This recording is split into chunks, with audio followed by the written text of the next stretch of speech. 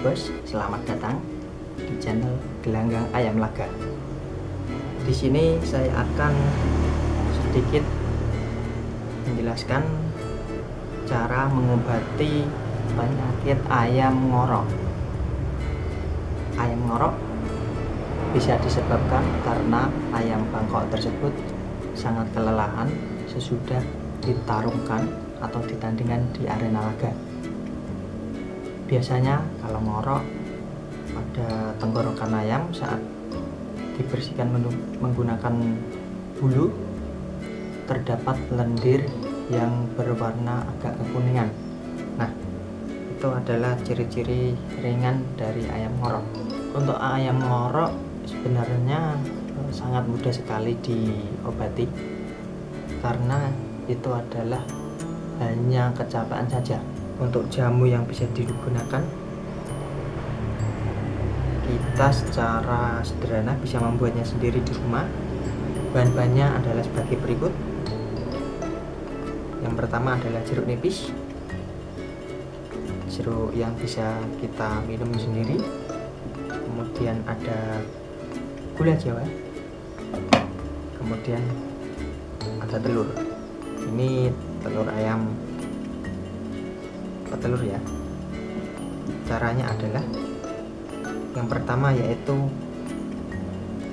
jeruk nipis ini diperas di wadah, kemudian ditambah telur dipecahkan ya, ini adalah hanya contoh.